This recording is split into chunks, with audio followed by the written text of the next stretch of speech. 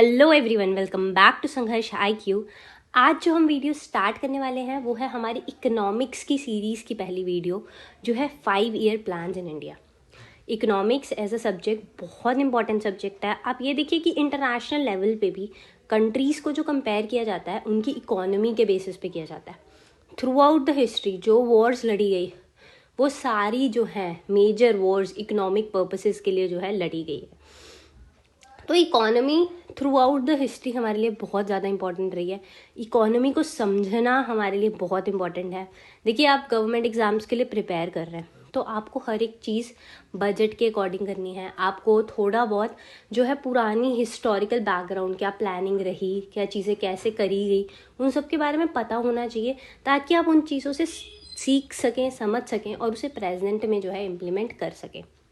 तो आज जो हम स्टार्ट करेंगे टॉपिक वो बहुत इंपॉर्टेंट टॉपिक है, 5 ईयर प्लान्स इन इंडिया। हम ये देखेंगे कि कैसे हमारी जो इकोनॉमी है, जो इतनी पिछड़ी हुई इकोनॉमी थी 1947 में जब ब्रिटिशर्स हमें छोड़ के गए, हमें जब आज़ादी मिली, और उस टाइम पे मतलब आप सबको पता है, हमने मूवीज़ देखी है, हमने पढ़ी है हिस्ट्री, हमने सब देखा है, सुना है कि कैसे उस टाइम पे हमारी सिचुएशन बहुत ज़्यादा ख़राब थी।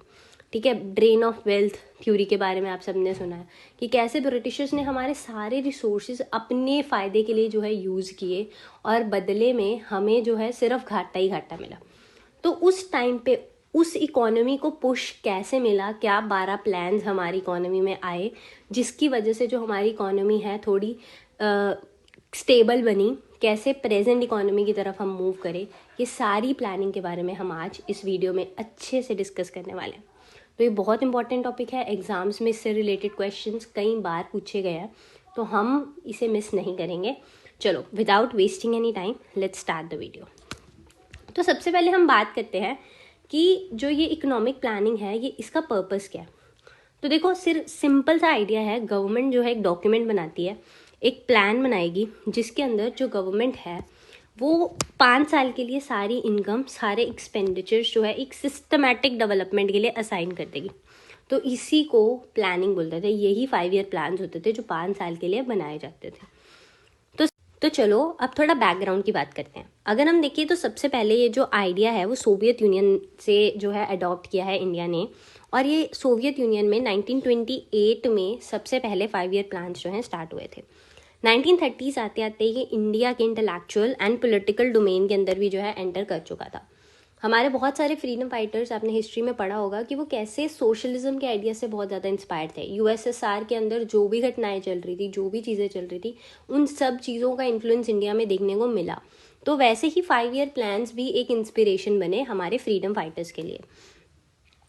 एक और बात जो यहाँ पे आपको याद रखनी है वो ये है कि इसका जो आर्किटेक्ट है वो है जोसेफ स्टॉलिन।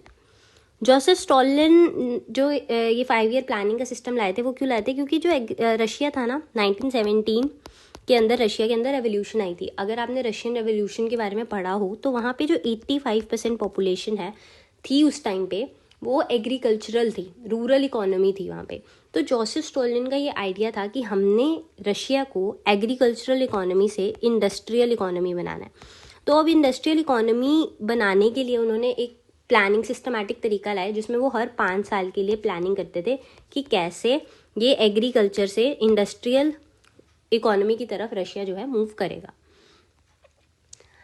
नेक्स्ट है seeds of planning in India. तो अब ऐसे ही इंडिया के अंदर हम देखते हैं कि कैसे जो प्लानिंग है वो आई एक्चुअल में। तो सबसे पहले अगर हम बात करें तो विश्ववर्य प्लान आया था 1934 के अंदर। यहाँ पे बात करी थी the planned economy of India. यहाँ पे हमने लेबर को एग्रीकल्चर से इंडस्ट्रीज के अंदर शिफ्ट करने की बात करी थी ताकि इंडिया के अंदर रैपिड इंडस्ट्रियलाइजेशन आ सके। फिर national committee, planning committee of 1938, यहाँ पे जो सुभाष चंद्र बोस हैं उन्होंने सेटअप किया था। चेयरमैनशिप जवाहरलाल नेहरू की थी।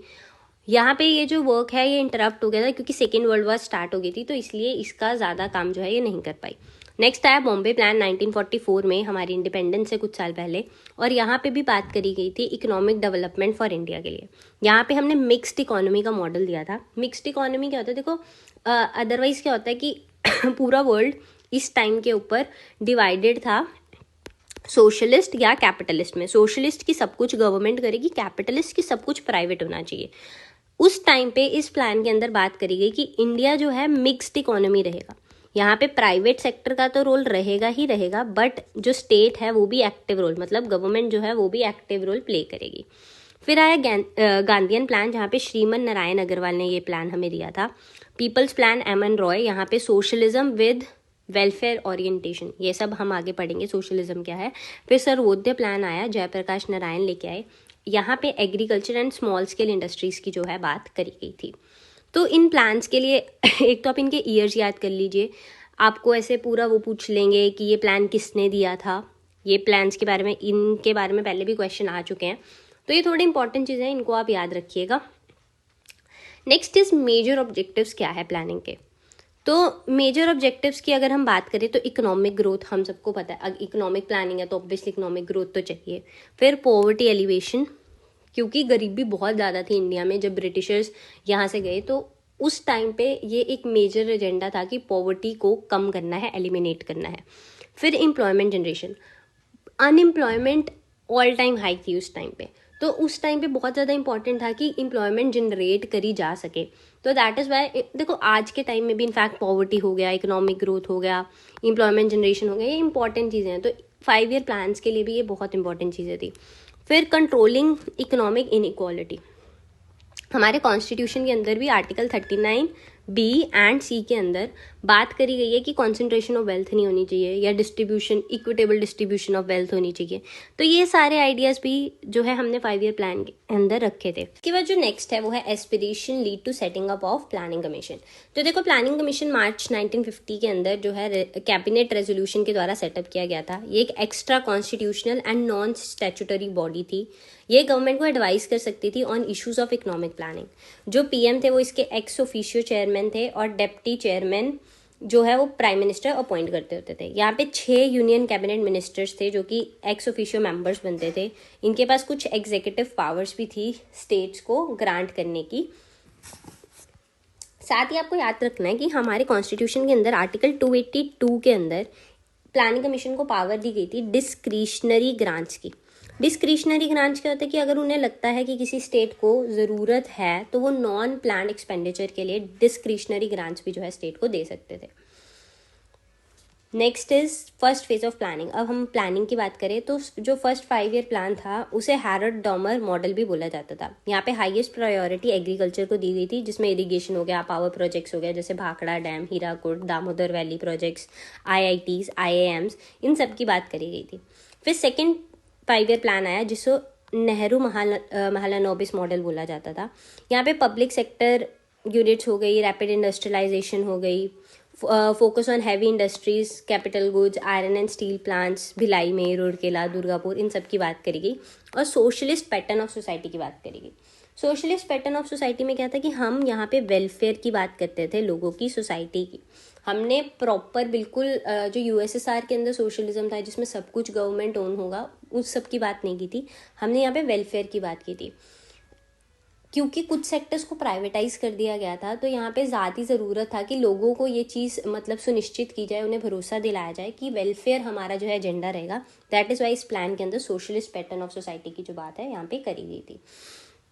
फिर आ गया थर्ड 5 ईयर प्लान। यहाँ पे प्राइमरी स्कूल्स रूरल एरियाज में, सेल्फ रिलायंस हो गया, सेल्फ जनरेटिंग इकोनॉमी हो गया, एग्रीकल्चर को बूस्ट करना, ये सब था। बट ये प्लान जो है फेल हो जाता है। क्यों? क्योंकि चाइना और पाकिस्तान के साथ वॉर हुई थी। चाइना के साथ 1962 एंड पाकिस्तान के साथ 1965 के अंदर। यहाँ पे इमरजेंसी भी रही थी हमारी, तो 1962 में जो इमरजेंसी रही थी वही कंटिन्यू करी गई थी पाकिस्तान की वॉर तक। फिर वीक फाइनेंशियल सिचुएशन हो गई क्योंकि वॉर वगैरह भी चल रहे थे, इसीलिए बीच में 3 एनुअल प्लान्स आए जिसे प्लान हॉलीडे भी, इस पीरियड को प्लान हॉलीडे भी बोला जाता है। यहाँ पे न्यू एग्रीकल्चर स्ट्रैटेजी की बात करी गई, ठीक है। यहाँ पे ग्रीन रेवोल्यूशन जो है इसी टाइम के अराउंड हमारे यहाँ पे देखने को मिली। ग्रीन रेवोल्यूशन के अंदर देखो HYV सीड्स की बात है, एक्सटेंसिव यूज़ ऑफ फर्टिलाइजर्स हो गया, एक्सप्लॉयटेशन करना, इरीगेशन पोटेंशियल को, सॉइल कंजर्वेशन मेजर्स, ये सब की बात करी गई।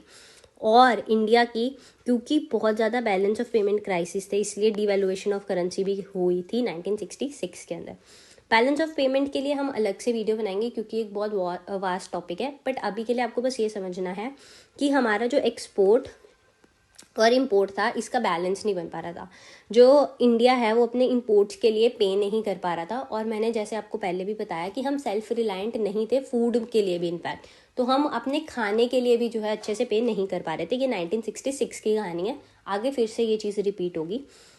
तो सेकेंड फेज ऑफ प्लानिंग में 4th 5 ईयर प्लान बना, जहाँ पे ग्रोथ विद स्टेबिलिटी की बात करी गई। बैंक्स को नेशनलाइज किया गया 1969 के अंदर, ग्रीन रेवोल्यूशन एग्रीकल्चर को बूस्ट करने के लिए, फिर drought prone area programme development के लिए बैकवर्ड एरियाज़ के, फिर 5th 5 ईयर प्लान आया जिसमें पॉवर्टी रिमूवल हो गया, इकोनॉमिक सेल्फ रिलायंस हो गया। पीएम ने यहाँ पे 20 पॉइंट्स प्रोग्राम दिया 1975 का, डेजर्ट डेवलपमेंट प्रोग्राम।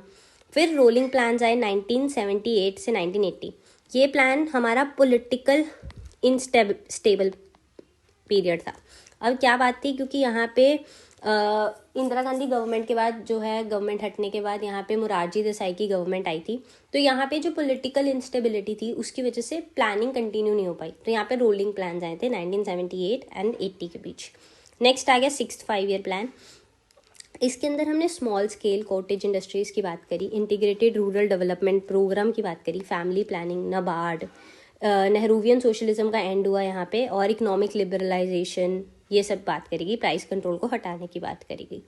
फिर आया 7th 5 ईयर प्लान, जहाँ पे इंक्रीज्ड एम्प्लॉयमेंट क्रिएशन, ठीक है, यहाँ पे हिंदू रेट ऑफ ग्रोथ जो है 6% थी against 5%, improve industrial productivity levels, use of technology को इंक्रीज करना, ये सब बात करेगी। फिर थे fast changing political situation at centre and economic instability lead to, यहाँ पे क्या था, जैसे मैंने आपको बताया, हमने पहले डिस्कस किया 1966 के अंदर बैलेंस ऑफ पेमेंट क्राइसिस थे, वैसे ही major balance of payment crisis हमें 1990s में देखने को मिले। इस टाइम पे हमारी सिचुएशन इतनी ख़राब थी कि हम 14 डेज़ का भी खाना इंपोर्ट करना, उसके बाद हम कुछ और अफोर्ड नहीं कर सकते थे, बस ये सिचुएशन आ गई थी। तो जब हमने वर्ल्ड बैंक IMF से मदद मांगी तो उन्होंने साथ में हमें कुछ सजेशंस दिए, मतलब वो तो सजेशंस तो क्या ही होता है, वो आपको इम्प्लीमेंट करने ही पड़ते हैं अगर आपको ग्रांट्स चाहिए, लोन चाहिए। तो वही सब उस चीज़ को हैंडल करने के लिए यहाँ पे 1992 के अंदर बैलेंस ऑफ पेमेंट क्राइसिस देखने को मिले, इसलिए एनुअल प्लान्स आए थे। तो 3rd फेज ऑफ प्लानिंग अब स्टार्ट होती है हमारा IMF वर्ल्ड बैंक के साथ वो सब होने के बाद। अब यहाँ पे क्या था, 8th 5 ईयर प्लान आया जिसे राव मनमोहन मॉडल भी बोला जाता है। यहाँ पे वॉशिंगटन कंसेंसस, मैंने आपको बताया ना कि बैलेंस ऑफ पेमेंट क्राइसिस हो गया था, तो वहाँ से हमें जो उन्होंने इम्प्लीमेंट करने के लिए बोला वो था LPG। अभी तक आपको ये समझना है, इंडिया मिक्स्ड इकोनॉमी थी बट समवट क्लोज्ड इकोनॉमी थी। हमने कोटास लगा रखे थे, हम लाइसेंसिंग होती थी, हमारे यहाँ से एक्सपोर्ट्स जाते थे पर उसके भी कोटा थे, इम्पोर्ट आते थे पर उसके भी कोटा थे। तो एक तरह से हम समवट कुछ हद तक काफ़ी क्लोज्ड थे। तो अब इस इकोनॉमी को ओपन करने की बात जो है यहाँ पे करी गई, दैट इज़ वाई LPG का मॉडल, जिसमें लिबरलाइजेशन, प्राइवेटाइजेशन एंड ग्लोबलाइजेशन की बात करी गई। ये अलग से अपने आप में बड़े टॉपिक हैं, तो इनको हम अलग से डिस्कस करेंगे, अभी के लिए हम सिर्फ इतना समझेंगे।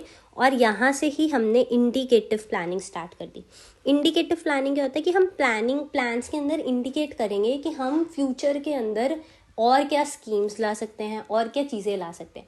इसमें क्या था कि हम लोगों को अवेयर कर रहे हैं कि आपके लिए आगे ये चीज़ें आ सकती है, पहले ही इंडिकेशंस देनी स्टार्ट कर रहे थे। नेक्स्ट आ गया 9th 5 ईयर प्लान, जहाँ पे हमने टारगेट किया high growth rate of 7%, physical consolidation की बात करी and opening gates for foreign direct investment.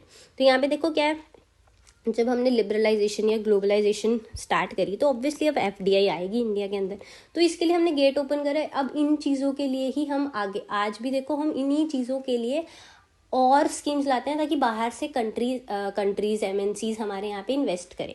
तो यही चीज़ हमने यहाँ पे 9th 5 ईयर प्लान में बात की। Next is 10th 5 year plan, यहाँ पे हमने डबल करनी थी पर कैपिटा इनकम इंडिया की। उसके बाद हमारे 11th आया जिसमें इंक्लूसिव ग्रोथ की जो है बात करी गई थी। और 12th 5 ईयर प्लान, अब लास्ट प्लान था 12th 5 ईयर प्लान, बट इसे कट शॉर्ट कर दिया गया था क्योंकि नीति आयोग 2015 के अंदर इंट्रोड्यूस कर दिया गया। अब आप पूछिए कि नीति आयोग क्या है, तो नीति आयोग क्या था, national institution for transforming India. ये फुल फॉर्म पहले भी पूछी जा चुकी है एग्जाम्स के अंदर, सिर्फ एक में नहीं, दो में नहीं, काफ़ी एग्जाम्स के अंदर नीति आयोग की फुल फॉर्म जो है पूछी जा चुकी है। तो national institution for transforming India आपको याद रखना है। जनवरी 1, 2015 को जो है ये लॉन्च हुआ था and it was formed as a think tank बना जिसके अंदर बहुत ज़्यादा एक्सपर्टीज़ की बात करेगी, डोमेन नॉलेज की बात करेगी, इंडिया के इश्यूज़ की। और अब हमने बोला कि एक कोई भी जो स्ट्रेट जैकेट अप्रोच है, जैसे कि वन साइज फिट्स ऑल, ठीक है, कि एक ले आए और सारी स्टेट्स के ऊपर यही इंप्लीमेंट कर देंगे, तो ये सब नहीं चलेगा, ये ऑब्सोलीट हो गई। देखो हमारे इंडिया के अंदर there are states like Kerala जो इतने ज़्यादा डेवलप्ड है, वहाँ की लिटरेसी रेट देखो, वहाँ पे जेंडर रेशो आप देखो, तो वो बहुत ज़्यादा डेवलप्ड स्टेट्स के अंदर जो है आता है। And at the same time there are states like Bihar, है ना, तो यहाँ पे क्या है कि हरियाणा, सिर्फ बिहार नहीं, हरियाणा हो गए, बहुत सारी स्टेट्स हैं। तो ऐसे ही आप नॉर्थ ईस्ट में चले जाओ तो बहुत सारी स्टेट्स हैं जहाँ पे आज भी लिटरेसी रेट भी कम है, जेंडर रेशो कम है, इन्फेंट मोर्टेलिटी रेट बहुत ज़्यादा है। तो यहाँ पे हम सबके लिए एक ही तरह की अप्रोच नहीं ला सकते, इन स्टेट्स को अलग तरह से डील करना पड़ेगा एंड इस स्टेट को अलग से तरह से डील करना पड़ेगा। तो दैट इज़ वाई अब हम one size fits all approach हमने ऑब्सोलीट यहाँ पे डिक्लेयर करी, इसीलिए नीति आयोग लेके आए जहाँ पे हम बॉटम अप अप्रोच की बात करेंगे। मतलब ग्रास रूट लेवल से ऊपर तक जाएगी बात। प्लानिंग पहले क्या, ऊपर से आपको ऑर्डर्स आ गए और वो नीचे इंप्लीमेंट करो। अब क्या है, नीचे की नीड्स को देखा जाएगा, इनसे सजेशन मांगा जाएगा और फिर ऊपर जाके प्लान्स बनाए जाएंगे। यही बात यहाँ पे करी गई। फिर vision of maximum governance, minimum government हो गई, और यहाँ पे स्पिरिट ऑफ कोऑपरेटिव फेडरलिज्म की बात करी गई कि हमारी देखो एक फेडरल कंट्री है, फेडरल कंट्री मतलब वन और मोर लेवल ऑफ गवर्नमेंट। तो इंडिया के अंदर सेंटर गवर्नमेंट, फिर स्टेट्स हैं, तो इन स्टेट्स को आपस के अंदर ये कोऑपरेट करें, इसीलिए कोऑपरेटिव फेडरलिज्म की यहाँ पे बात करी गई। इसका स्ट्रक्चर क्या है, प्राइम मिनिस्टर इसके चेयरमैन होते हैं, वाइस चेयरमैन जैसे पहले था वैसे ही प्राइम मिनिस्टर अपॉइंट करते हैं। एक गवर्निंग काउंसिल है जिसके अंदर सारे सीएम्स, लेफ्टिनेंट गवर्नमेंट्स, यूटीज के होंगे, सीईओ होंगे जो कि रैंक ऑफ सेक्रेटरी के होंगे, ये भी प्राइम मिनिस्टर अपॉइंट करेंगे। 4 ex officio members from union council of ministers, 2 ad hoc members होंगे जो रोटेशनल बेसिस पे बनाए जाएंगे, एंड स्पेशल इन्वाइटीज होंगे। तो ये इसके स्ट्रक्चर की बात रही। नेक्स्ट अब हम इन सब प्लानिंग के रिलेटेड कुछ प्रैक्टिस क्वेश्चंस देखते हैं। तो सबसे पहले बात करते हैं, which of the following industrialist was not a part of Bombay plan. तो आपको याद रखना है कि धीरू भाई अंबानी इसके पार्ट नहीं थे। टोटल 8 इंडस्ट्रियलिस्ट इसके मेंबर थे, JRD Tata, ED Shroff, John Mathai, next है GD बिरला, A दलाल, लाला श्री राम, कस्तूरबाई, पुरुषोत्तम ठाकुरदास। तो ये सब इसके मेंबर थे। 1944 के अंदर ये प्लान आया था। Next is, with reference to planning in India consider the following statements. Bombay plan focused on rapid industrialization with an emphasis on heavy capital goods and basic industries. Vishwarya plan gave more importance to agriculture than industrialization. Sarvodaya plan promoted land reforms, self-dependent villages and decentralized participatory forms of planning and economic progress. तो आपको ये बताना है कि इनमें से कौन C correct है। 1 और 3 इसके अंदर करेक्ट है। यहाँ पे जो विश्वर्य प्लान था, यहाँ पे हमने एग्रीकल्चर से रैपिड इंडस्ट्रियलाइजेशन की शिफ्ट की बात करी थी, ठीक है। कोई इंपॉर्टेंस यहाँ पे एग्रीकल्चर को कोई इंपॉर्टेंस नहीं, इनफैक्ट इंडस्ट्रियलाइजेशन को इंपॉर्टेंस दी गई थी। इसके बाद नेक्स्ट क्वेश्चन है हमारा, in which of the following year first 5 year plan was launched. तो 1951 के अंदर हैरोल्ड डॉमर मॉडल हमारा फर्स्ट 5 ईयर प्लान जो है लॉन्च हुआ था। Next is, which of the following years was part of plan holidays. तो ये 1967 to 68 यहाँ पे हमारे एनुअल प्लान आए थे और इसे हम प्लान हॉलीडेज भी बोलते हैं। How many banks were nationalised in 1969 as part of 4th 5 year plan. Important question है। 14 बैंक्स जो है नेशनलाइज किए गए थे। By which committee NABARD was established in 1982 as part of 6th 5 year plan. तो नबार्ड को इस्टेब्लिश करने वाली कौन सी कमेटी थी, तो शिवारमन कमेटी जो थी वो कमेटी थी जिसने नाबार्ड को इस्टेब्लिश किया था 1982 में। कौन सा plan, 6th 5 year plan. Next is, with reference to 5 year plan consider the following. अब आपको बताना है कि कौन से सही हैं, किसमें क्या डिस्क्रिप्शन थी प्लान की। तो इसमें ऑल 3 जो है करेक्ट है। फर्स्ट 5 ईयर प्लान में हमने एग्रीकल्चर को प्रायोरिटी दी जिसमें इरीगेशन, पावर प्रोजेक्ट्स की बात करी गई। सेकंड में हमने रैपिड इंडस्ट्रियलाइजेशन की बात की, हैवी इंडस्ट्रीज को लाने की बात करी। एंड 5th में हमने poverty alleviation and self reliance को प्रमोट करने की बात करी। Next is, which of the following was known as super cabinet. तो सुपर कैबिनेट किसे बोला जाता है? प्लानिंग कमीशन को सुपर कैबिनेट बोला जाता था। जैसे मैंने आपको बताया कि इनके पास स्पेशल पावर थी, डिस्क्रिशनरी पावर थी ग्रांट्स देने की, जो कैबिनेट के पास भी नहीं थी। तो दैट इज़ वाई इसे सुपर कैबिनेट जो है बोला जाता था। Next is who use to give the final approval to 5 year plans in India. तो देखो 5 ईयर प्लान्स को प्रिपेयर करने वाले तो प्लानिंग कमीशन थी, बट इसको अप्रूवल कौन देता था? NDC, national development council. ये 1952 में फॉर्म करी गई थी। इसके अंदर सारे प्राइम मिनिस्टर, यूनियन कैबिनेट के सीएम हो गए, सारी स्टेट्स के यूटीज़ के representatives, members of planning commission, सब इसका पार्ट होते थे। और यहाँ से इसको जो भी प्लानिंग कमीशन बनाती थी, इनको अप्रूवल मिलता होता था।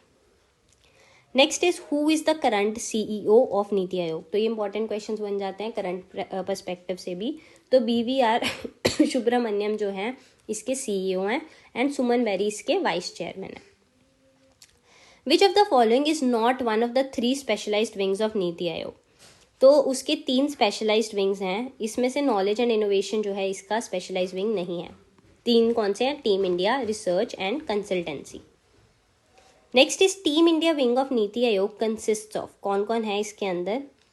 तो आपको याद रखना है कि इसके अंदर representatives of every state and central ministers जो हैं इसका पार्ट है।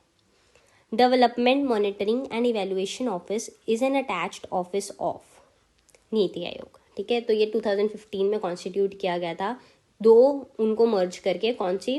Programme evaluation office and independent evaluation office, इनको मर्ज करके एक ऑफिस बनाया गया था जिसका नाम है development monitoring and evaluation office. तो यहाँ पे हम अपनी वीडियो ख़त्म करते हैं। इस वीडियो के PDF आपको हमारे टेलीग्राम ग्रुप के अंदर मिल जाएंगे, जिसका लिंक आपको हमारे डिस्क्रिप्शन में मिल जाएगा। तो ऐसे ही हमें सपोर्ट करते रहिए, लाइक कीजिए, शेयर कीजिए, सब्सक्राइब कीजिए, ताकि हम और भी ऐसी वीडियोज़ आपके लिए लाते रहें। Thank you so much and good luck for your preparation.